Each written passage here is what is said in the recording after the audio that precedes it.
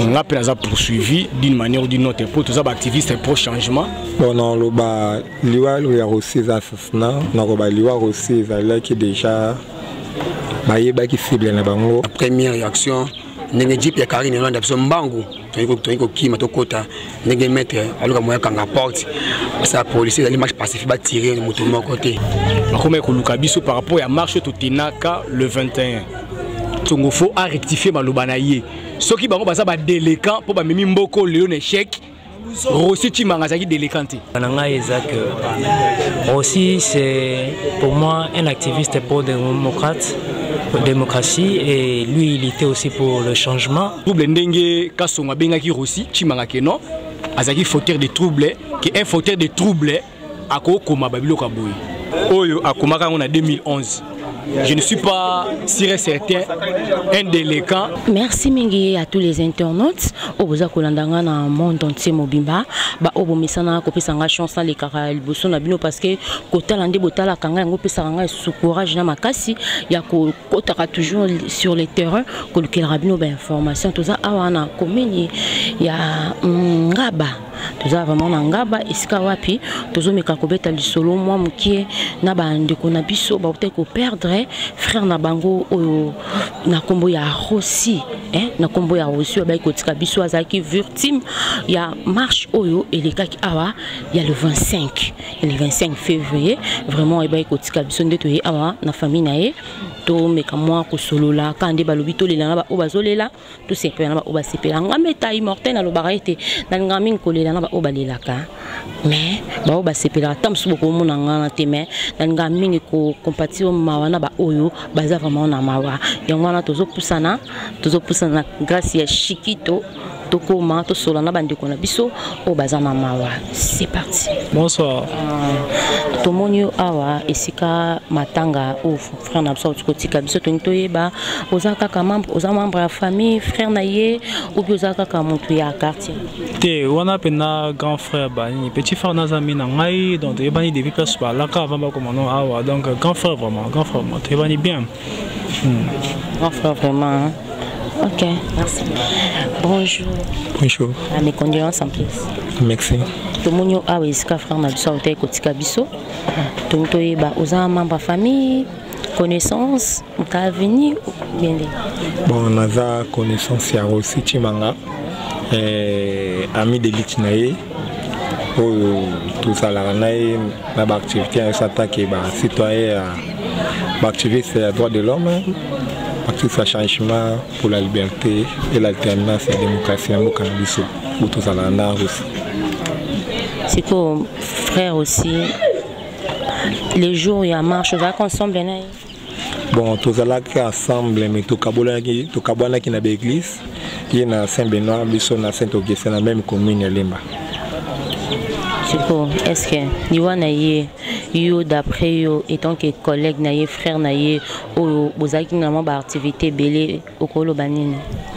Bon non le ba liwa il y a aussi des assassinats na ko ba liwa aussi là qui déjà ba yeba qui cible na bango keloni ba ko sana aussi. Pour y a des gens soit que les bandes les gens marchaient, vous n'avez pas attendu que non il y a des tirs à balle perdu cause en mutelanda kuboya kofi non. Donc il est tombé sur Rossi parce que Rossi a été ciblé depuis passe à Outaki na tinanga qui comme en Saint-Benoît na ndenge balle va betia na sas ndenge ki Rossi azaki père de famille azana bana boni. Bon Rossi a la père de famille a tiki bana mibale na moi aussi donc à Balaki officiellement l'état yébié Balaki à l'état qui n'entila ya sima tema l'état qui n'entila oyo mbali to singila l'état yébié n'est pas comme ça l'état qui mais na ba photo na ba réseaux sociaux bozo mon ndeko tambola donc vous savez Balaki père de famille. Ok, merci beaucoup. La ligne que le Bafosena, Maurice Rossi, tous allez vraiment bandeko, tous qui viennent ensemble dans la paroisse, il y a Saint-Benoît. Oyo, Taliboso, il y a qui balle, il y a aussi na pota. Et on a la matin qui na makila, nande konangai Camille Makanda. asimbaki na makolo tomemaki ntina topesa bato bamatie na mire epango ya se beno mpona kotola pete mosusu bapédiatre batumba bakende na ye ezalaki biso tomonaki na première réaction ndenge jipe ya karine elonda biso mbangu toyei kokima tokota ndenge maître aluka moya kanga porte sa policier ezali marche pacifique batire moto moko te nde batiraki aussi balle ya liboso bamoniki ezosimba te lasa ya mibale bamoniki aussi akoi nde nakomaki wana nayi kosimba ye natie libo na ngai na panzi mpesi makia nayi kosenye ye mwa mosusu aki kilo nayi kosimba ye na makoto tombola ye mpo tomema ye toluka tofaki akoma na hôpital yango ande vraiment toyebiki toujours avec la lutte nous allons continuer on baissera pas nos bras pour na combat auto-mené vraiment tant que activiste il y a droit de l'homme. Ok, boza batu ya droit de l'homme. Le droit de l'homme na mvuma citoyen dénommé Filimbi. Filimbi c'est Lilingaba Makala. Oui, nakobakisa eloko moko kiza aussi bazuye libanda ya paroisse tendenge bato mosusu azopesa message aussi bazuye na kati ya paroisse liwe ekuti aussi na kati ya paroisse aussi après messe aussi azali na kati nano ya paroisse aussi abimaki nano libanda te bazuye aussi na kati masasi ezwi aussi na kati ya lopango ya l'église ya Saint Benoît basango oyo bamoni ndenge kosa azobundana na liwa bamonaki mokilo ezalaki wana commune ya Lemba bana ya Lemba ya Ngaba Makala Matete oyo bayaki présent kosala messe na kati wana bamonaki non liwe uti ya kosezwi likosi na kati ya lopango eno ndeyo ndenge bato mosusu azopesa message oyo na ngai na bakisa yango wana. Merci beaucoup. Biso toza ba mi ya lit esala epasi mpo biso tozalaki na marche wana tomonaki me esalaki pasi po marche ezalaki pacifique na temps ya kokanga porte na baatake ya bagaz na babale nde place azalaki kozwa bale ezalaki vraiment organisé meurtre organisé mais to comprendre te ndenge bazolobaki ezalaki bale à caoutchouc ou bien balle perdue ezosala pasi lite continue alobaki yango ye moko avant kufa que le peuple gagne toujours donc to gagner kaka eza lelo te lobi te tokolite toujours tokokoma na objectif na biso. Merci. Tomoni ba papier tokomona pe bo expliquer biso so ngelo ba nini. Bon, il y a les potentiels.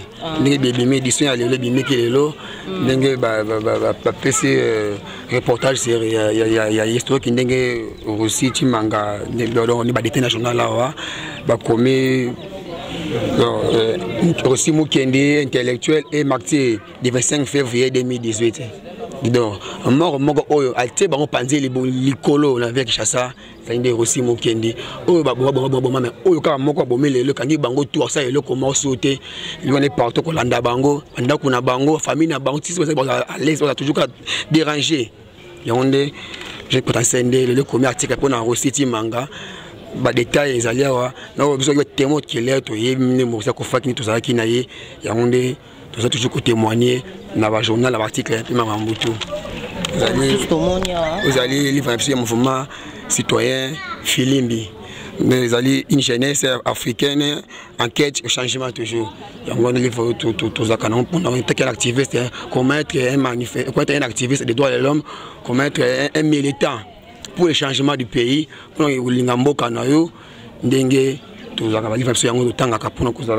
Pensée intellectuelle na lingala parce que lingala eza lango yo pena batu baroyo kanga malamu ngaza activiste pro changement et puis membre droit de l'homme aza coordonnateur ya Céline Ngaba ya mouvement citoyen Filimbi aussi ya qui est proche un ami parce que tozaki na ba réunion ebélé à CLC pour la préparatif union surtout ya mambo ba marche na biso pacifique comme d'habitude ndenge zaki soki CLC bengi biso sur invitation mingi ba tondozo ba invitation en lune ndenge zalaka na ba WhatsApp Facebook et na ba réseaux sociaux ou soit par des messages SMS écrits comprend doit participer dans ce tour. Bon, à chaque fois,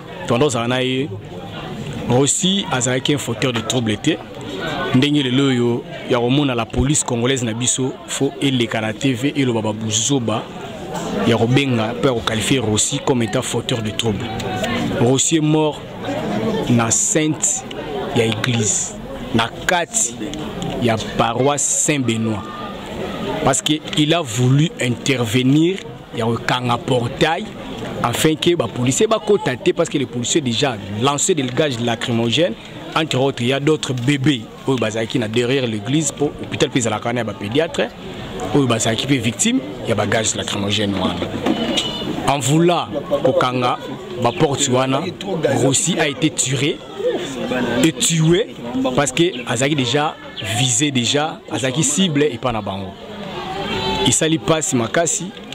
Parce que le même dimanche vers 8h du matin, Rossi m'a appelé, me dira Eric Nganakei, je l'ai dérangé parce que j'avais fait un accident de circulation sur bypass. Je l'ai ça bien fait. Je l'ai ceux qui te goûtent tout marche, tu peux sur le compte sur tour. Et ils étaient avec lui dans la réunion samedi soir à Saint-Adrien.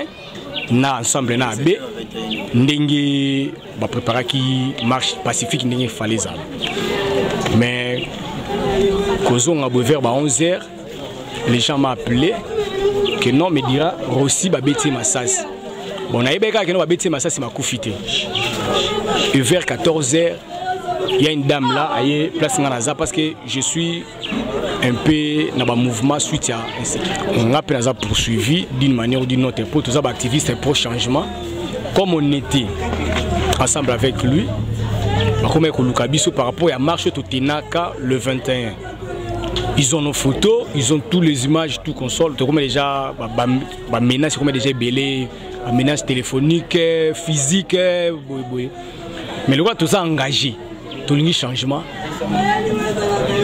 dans l'action surtout au pacifique tout le monde se présenter la marche les 25 nazala quitté pour la suite santé nangai ndeba au bazala qui wana j'espère que qui témoignage na bango ils ont dit ce qu'ils ont vécu ce jour-là ndé yango ba témoigner sur aussi na garder kaka bon souvenir na parce que azalaki garçon moko vraiment azalaki coopératif azalaki bon bien et puis azalaki ko approcher mutu nyonso mais l'état n'a été l'engagement n'a été mais alingai mingi Congo na ndenge moko boye et bando rendre même comme ali tu fou parce qu'il fait un patriote un activiste vraiment très engagé collectif 2016 comme un mouvement na yoana izaki pena mouvement moko ya batu moko azaki ba intègre bazaki ba intelligent bazaki ba zobaté o lelo ba qualifier biso bazaki ba fauteur de trouble non mais paix à son âme atikeli biso testament moko autorotikala nango isaka que non le peuple gagne toujours et la lutte continue nous gagnerons toujours parce que ba défier peuple était peuple n'aime te défier à gouvernement peuple n'aime te défier à dictateur le peuple ba défier à été donc qu'il pleuve qu'il neige biso tikali il y a 419 non cités. Lui, il était déjà dans la liste. Nous autres, nous sommes aussi dans la liste. Maintenant, 418 non restants. J'espère que notre activé jusqu'à ce que le Congo sera décabilisé. Parce que le Congo est cabilisé, nous devons la décabiliser.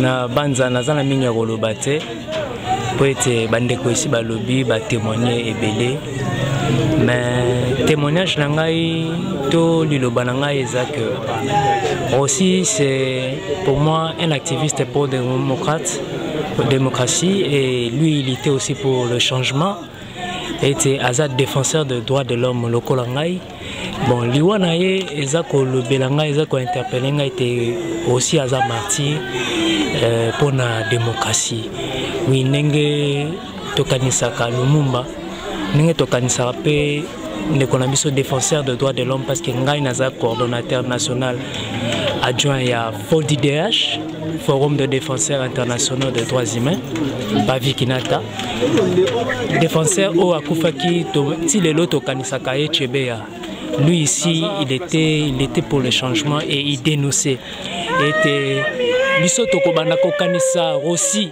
Mukendi Chimanga étant que défenseur des droits de l'homme lokola ba activiste surtout pe azali moko ya liboso ya ba militant ya ba mouvement citoyen oyo akufi aussi vraiment akufi en action. Pour moi aussi c'est un acteur. Pour moi aussi c'est un acteur et était aussi il a pris une balle, il a reçu une balle réelle. On l'a tiré à bout portant parce que c'était prémédité. En citant le nom de Rossi, Yope Lisusu Awa. Donc c'est-à-dire que Azamuto Azaki est déjà ciblé et puis Major Ayebaki, et c'est lui qui a donné l'ordre de tirer à bout portant. C'est elle qui a donné l'ordre de tirer à bout portant. Et biso tozali ko senga et justice se soit faite. Et justice ya awa soki bako quitter biso ko toko transférer dossier à niveau à ces pays était ba auteur bazala jugé pe condamné. C'est ce que nous déplorons, c'est ce que nous regrettons. Et pourquoi à chaque fois ba marche batuba kufaka ezali abattoir te. RDC ce n'est pas une abattoir, eza abattoir te. RDC ezali pays et biso ba congolais toza banyamate po ete ba beta biso ba bal ba zokisa biso na ba lacrymogène ba zokisa biso na façon nyonso tout ba menace nyonso tout o bazali ko sa biso tozali ko déplorer et tozali ko mettre en garde na ba la police et puis tozali ko sengete na ba marche prochaine to vivre sous makambo yote tozali ko sengete marche pacifique parce que ezali droit na biso était biso to marcher pacifiquement pour te manifester ba ras-le-bol na biso parce que c'est notre liberté. Nous devons exprimer notre liberté, la liberté de l'expression. Et tozali ko beta to le gouvernement na biso baza ko beta to l'été. Nous sommes un pays de droit, un pays de nini, mais toi wana tozali ko lakisa yango te na niveau international. Ezali ko yokisa biso soni biso ba congolais. Tozali ko kene na ba conférence susu na ba pays mususu Afrique, na ba pays mususu et mekili na poto. Mais tozali komona ba pays wana comment le droit de l'homme est respecté na ba liberté na ba manifestation était encadrement ezali et loko biso tozali ko senga yango na biso ezali pacifiquement. Nous n'avons pas des armes, nous n'avons pas des armes to kaka na ba chapelet o était ba laïque ba belelaki na ba bible na ba croix pe na mandalala yango boko ekobomela bato bozala bakanisa te que non tokokene na ba palais du peuple loko a président de la République kalobaki kité baningi bakene na palais du peuple pour incendier tout le monde. Comment le peuple congolais peut incendier tout le monde? Si le président Kabila dit que le peuple doit incendier tout le monde, c'est que nabiso boko tolimi mi incendier. Ça n'existe pas ce langage. Nous avons conseillé au président et sengeli oyeba ko s'exprimer à niveau ya peuple. Était aussi qu'à pouvoir parce que tu es maintenant là, M. Kabila, tu es illégitime et tu continues à tuer. Like Senko, pesa qui a chance une année pour été organisé l'élection. Okokite papa, okokoti que la biso te, tala nenge balaik bakomi kolobe la yote que les médiocres dégagent. Mais vous manifestez vraiment que vous êtes médiocre et vous devez partir. Le bananga ya souke zali était même aux alliés à Motamayele, mais bisunga na tanga ina Saint Raphaël, nazo ki diplôme na Saint Raphaël, mais soki aux alliés mayeli, ata uzawa pourcentage belé. Na basango soko zali médiocre bakobenga na école. Donc alors biso pe tozali ko senga na papa obimana na porte ya malamu okene malamu. Le peuple, c'est quoi le slogan? Excusez-moi. Ouais, avec le slogan de, avec le slogan de Rossi Chimanga, que le peuple gagne toujours. Et te bisonyo surtout tikali na défi wana pe tozali ko vulgariser slogan ya Rossi. et tant que etikala mémorisé dans nos mémoires yango nde ezali motivation na biso ba peuple congolais bisika banso bozali tozali motivé to continuer toujours lutte to continuer toujours ko dénoncer tous les mal o ezali ko salama ba violation des droits de l'homme nyonso o ezali ko salama na République démocratique du Congo to ko dénoncer yango tozo senga ete justice soit faite. Merci à ton bino boto.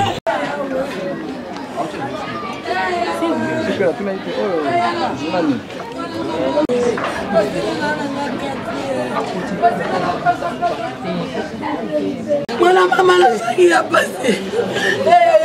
La passé. Mais c'est bien la libota. La base qui va bien bien. Voilà.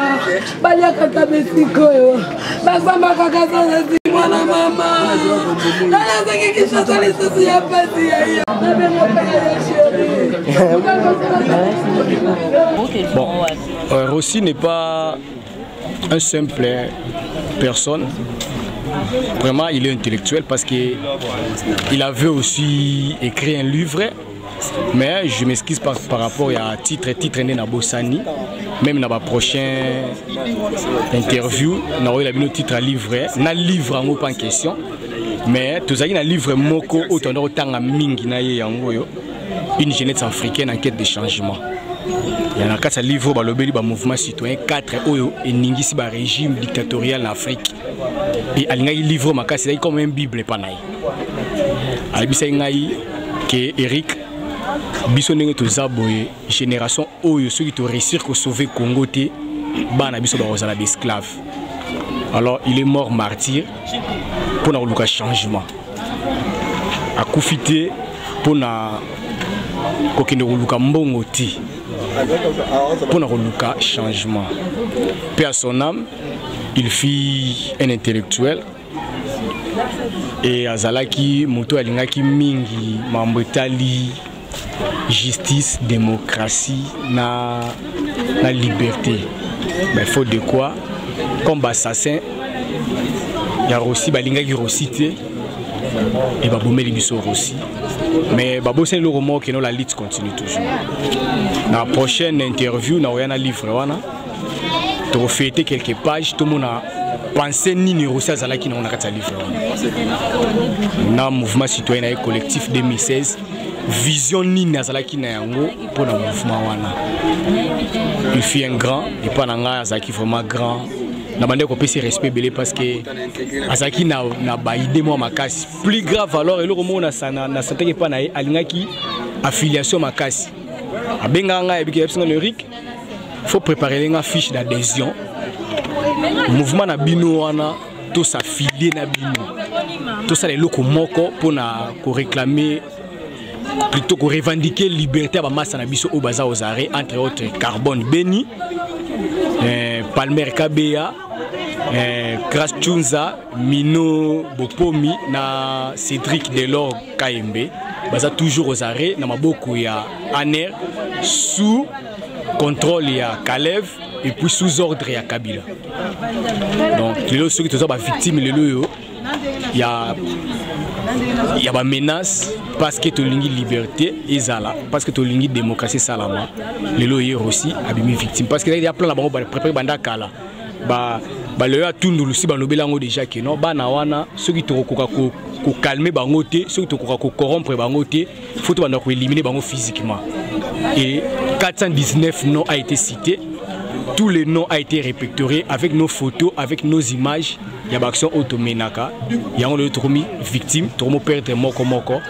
Mais Nabi Kenzambe a reçu Nabiso, comme attend la 10e noté régime d'une manière pacifique, de renverser. Merci. Bonjour. Nengana tuna Rossi, bozakina Rossi nini. Donc on a besoin de kufa tika biso aux frères na ye à venir l'église to ya famille tinaza discipline naza étudiant à bando tanks na l'université naza qui militant mouvement citoyen na moi organisé université nini révérend Kim alandi tolungo révérend Kim toke suna ipen Ce souvenir ni oyozo garder pour nos frères Nabiso. Bon, bah souvenir ça est belé. On a encore retenir et là ma parole au cela qui n'a samedi de avant bakata connexion to cela qui n'a été désert. Mais on a mal bamsou na ko lo baté pour des raisons personnelles. Merci beaucoup. Tomonyo awa oza parmi ba soda oyo frère Nabiso ou kotika biso aussi azai ko formé toza frère naye ya famille to ya venu to église. Aza frère naye ya venu. En même temps, il y a université aussi parce que Zaki assistant place Natangaka.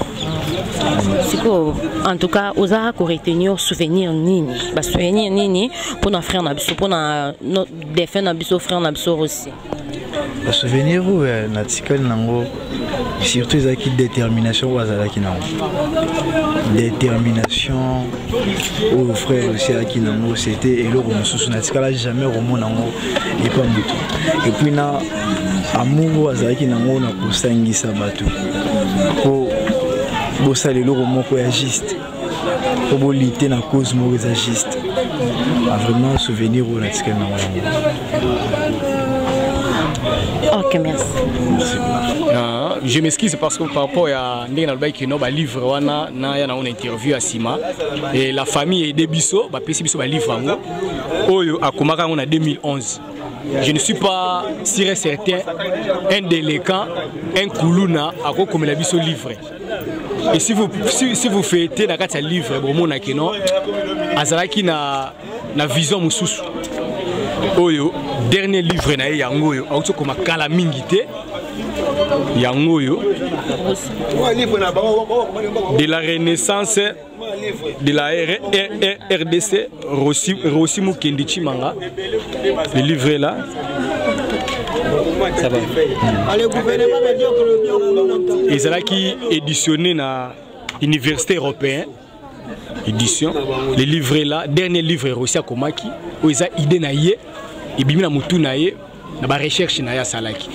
Je ne suis pas un fou ou un fauteur de troubles ndenge kasonga bengaki Rossi Chimanga keno azaki fauteur de troubles qui un fauteur de troubles ako koma babilo kaboy. Là en tout cas kasonga faut rectifier maloba na ye. Na répéter aussi pour la deuxième fois kasonga faut rectifier maloba na ye. Soki bango baza ba déléquent pour ba memi mboko Léon échec Rossi Chimanga azaki déléquenté. Un intello ne peut jamais écrire de telles histoires. Et bimina mutu na ye parce que azaki maele. Malheureusement, bo arracher biso Rossi sitôt au moment où RDC ezaki na valeur, ezaki pe na posa na ye. Quelqu'un a memeli biso des médailles d'or na arts martiaux mais bo battre à bout portant parce qu'ils ont revendiqué les droits aux agistes. Aujourd'hui, nous sommes dans une prison à ciel ouvert où nos prisonniers ont réclamé droit de Fobabomae. Premier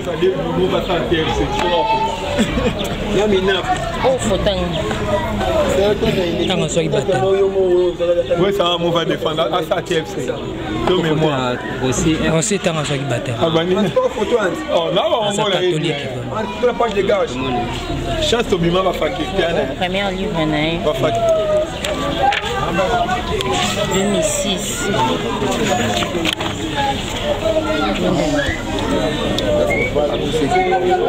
Au premier livre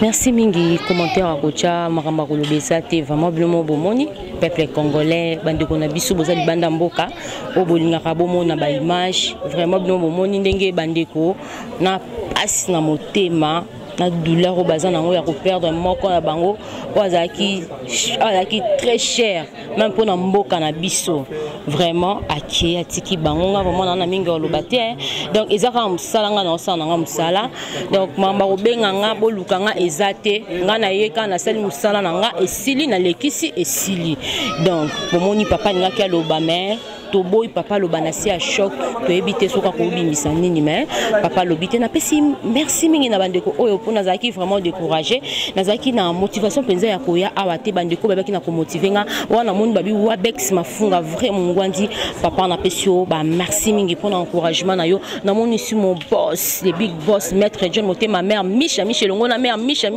bon encourager nga meta telema kende ko sa msala na yo kolanda wana nyoso tende na telema ki na moni sous mon superviseur lady patron mais c'est papi le Congo na peso pe ba merci pe ba mbote mingi junior moyo wabu bino nyonso to na moni sous dudu bino nyonso tout donc équipe technique na nga nyonso vraiment na pesi bino ba mbote mingi pe ba merci mingi pour l'encouragement na bino en tout cas tokotika ngo boité ko sila boité pour na moko na lelo nde sili mais tokutena bino na prochain numéro.